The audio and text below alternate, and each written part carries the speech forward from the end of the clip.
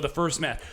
This should have been the main event. Two thumbs up. Oh, absolutely. I might put this in a possible match of the year. Like, absolutely. This was an absolutely fantastic match. Oh, yeah. After the just disaster that the Wrestle Kingdom debut was for Moné, she had to knock this out of the park, and she 100% did it. And she did. And they made a lot of WWE references, which was really funny. And then there was a Bailey chant. As well. Yeah. Because I'm like, there's a Bailey chant. Because she did a Bailey to belly. Yeah, I saw that. I thought it was really cute. But I don't know where to start with this match. The tribute to Hana from Sasha was Sasha. That's going to be hard to do.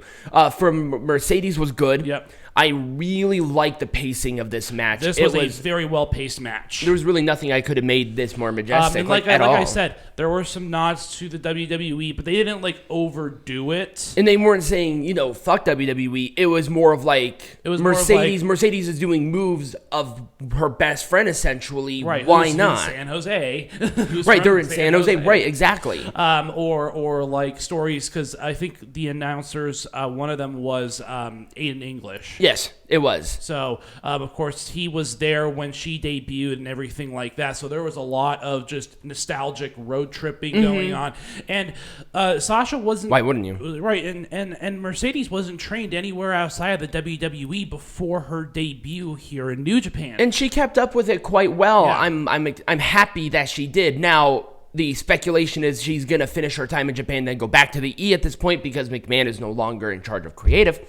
But we don't know that yet. Right. She might stay there for a couple of years, depending on her schedule with, Star Wars and all of that. It depends on her contract, I think. I don't know how many matches she is signed to, but apparently the deal is pretty significant. Right.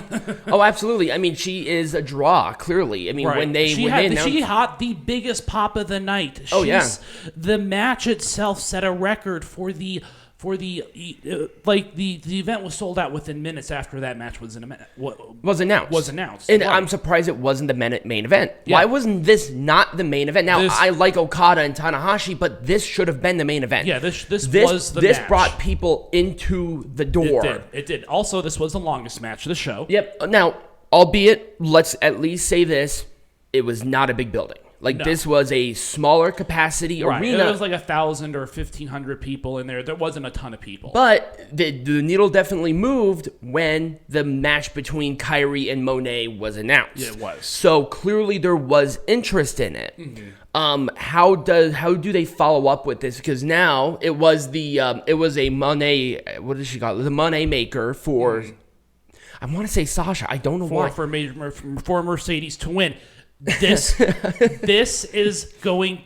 legitimizes the IWGP Women's Champion. This match I need to reprogram myself. I mean, Kairi did too, but I think Mercedes was a much bigger star overall. Yeah, I mean, they both spent time in the WWE, so there wasn't an issue with that. But once again, Kairi did not have the drawing and the star power that Mercedes had at that time either. Right. She was...